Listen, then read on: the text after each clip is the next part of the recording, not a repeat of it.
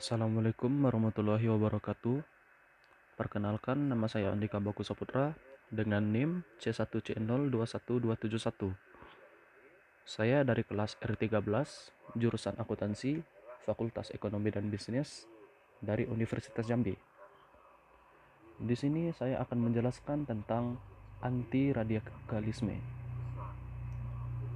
Saat ini, kasus-kasus radikalisme sering terjadi di Indonesia, yang mana rata-rata para pelaku umumnya masih berusia muda atau bahkan kalangan remaja.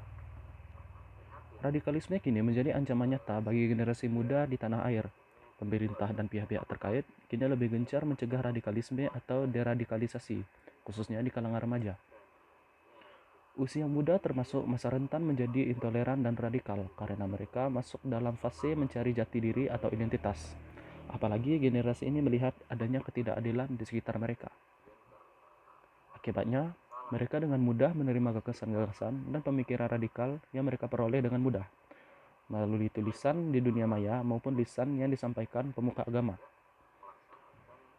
Selain itu, ada pemahaman tentang jihad yang keliru. Orang yang punya konsep pemahaman Islam yang literalis seperti mencuri potong tangan, berzinah dirajam, dalam konteks modern seperti saat ini lebih mudah terradikalisasi. Kalau jihad mesti perang, bukan menahan nafsu atau menahan diri sendiri. Itu lebih mudah terradikalisasi, dan itu merupakan faktor-faktor yang berperan. Pancasila kini menjadi jawaban untuk mencegah radikalisasi menyusup ke generasi muda.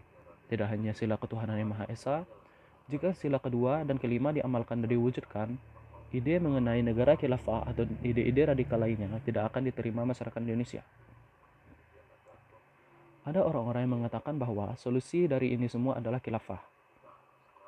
Tapi tak bisa dibantah bahwa ada sebagian masyarakat yang tertarik dengan gagasan sederhana seperti itu, meskipun itu belum bisa dibuktikan keefektivitasnya. Agama dan nasionalisme adalah bagian dari sikap masyarakat sebagai umat beragama. Karena itu, jangan dibenturkan antara keduanya. Kelompok radikalis punya banyak taktik untuk mendoktrin kaum remaja dan masyarakat. Disinilah pentingnya meredam radikalisme bagi mereka yang sudah menyadari kekeliruannya.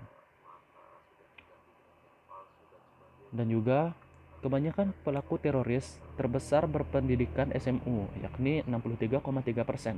Kemudian disusul dengan perguruan tinggi sebanyak 16,4%, SMP 10,9%, dan tidak lulus perguruan tinggi 5,5%, dan adapun SD sebanyak 3,6%. Kemudian, jika dihitung berdasarkan umur, pelaku teroris terbanyak berada di usia 21-30 tahun, yakni 47,3%, di usia 31-40 tahun 29,1%, sedangkan di usia 40 tahun dan di bawah 21 tahun masing-masing 11,8%. Maka dari itu, kinilah saatnya kita berpikir tentang serius upaya penanganan penanaman ajaran radikal di kalangan generasi muda. Jika tidak, Indonesia bisa menjadi ajang pertempuran tiada habisnya sebagaimana yang terjadi di Afghanistan. Pembinaan Islam di tingkat sekolah menengah atas mungkin lebih mudah dilakukan oleh guru agama atau pihak sekolah. Mahasiswa di kampus perlu pendekatan yang berbeda karena mereka lebih dewasa dan lebih bebas dalam berorganisasi. Organisasi-organisasi mahasiswa Islam moderat harus didorong lebih efektif untuk membimbing mahasiswa baru agar mereka tidak gampang tergiur dengan ajakan Islam radikal yang disampaikan dengan cara yang menarik.